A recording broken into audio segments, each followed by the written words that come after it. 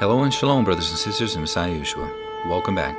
I'm Jeremy, and this is the hidden Passover prophecy.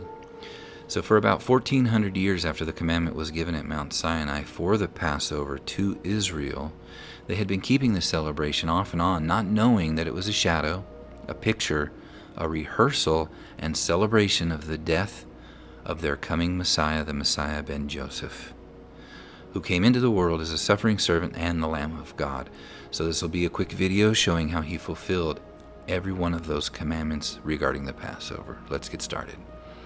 So Messiah the Passover, or Pesach, was given in Exodus 12.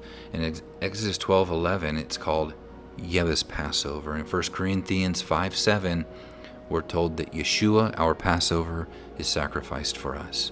In Exodus 12:3, it was to be chosen on the 10th day of the first month. In Luke 19:28-40, we see in the 10th day of the first month, Yeshua is riding into Jerusalem on a donkey, and the people are crying out, waving palm branches, fulfilling Zechariah 9:9 that says, "Rejoice greatly, O daughter of Zion.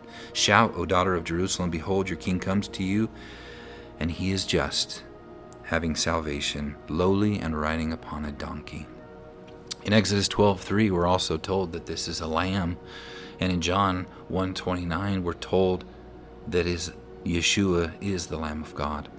In Exodus 12:3-4, we're told that it's for the house and also for the neighbor. Yeshua says he comes not but for the lost sheep of the house of Israel. And did he come for the neighbor as well? Yes. We're told he also came for the Gentile, and the Gentile is the neighbor. We learn this from Luke 10:25-37, the Good Samaritan, when the man from Jerusalem goes and is beaten, and then a priest and a Levite just pass him by, but it was a Samaritan from Samaria that stops and helps him. The Gentile, those that have the love in their heart that turn from darkness to light. Yeshua came not just for Israel, but God so loved the world that he gave his only begotten Son, that whosoever believes in him shall not perish but have everlasting life. We see in Exodus 12:5 that this lamb had to be without blemish. In John 18:38, we're told that Pilate says, "I find no fault in him. He was without blemish." We're told in Exodus 12:6 that the Passover had to be killed on the 14th. We see that Yeshua was killed on Passover in Luke 22:1-2. In Exodus 12:6, we're told that Israel will kill him. And in John 19:6, again, we see that Pilate washed his hands and he said, "I am clean from this man's blood." And the people said, "Let this man's blood be upon us and our children." He was killed by Israel. In Exodus 12:6, he had to be killed in the evening. In Mark 12:34-37, we told that he was killed in the 9th hour, is when he gave up his ghost. The spirit returned to the Father that gave it, and he died. At the very hour, the evening sacrifice was being offered, and also the lambs were being offered. At the 9th hour, fulfilling that prophecy. In Exodus 12:7, the blood had to go on the door. In John 10:7, we're told that Yeshua is the door. We see also that the blood spatter pattern was on the top of the lintel and on the two side posts, and Yeshua's blood dripped from his head to his feet and from the nails that were in his hand down like he was hung upon a door. In Exodus 12:9, he had to be roasted with fire. Yeshua tells us in Luke 22:9 that the bread that they broke, that was his body, and it was roasted in the fire, and it was broken for us. In Exodus 12:10, we're told that none of it was to be left until morning. And in John 19:31, we're told that Yeshua was not to be left up on the tree because the next day was the Feast of Unleavened Bread, a high Shabbat, and they had to get him off by morning. And in Exodus 12:8, we're told that it had to be eaten at night. And we see that Yeshua was eating the Passover with his disciples at night, and we also eat it at night. And Yeshua said that the one sign that was given to him was Jonah, that just as Jonah was in the belly of the well 3 days and 3 nights, so Yeshua would be in the heart of the earth, or the belly of the earth.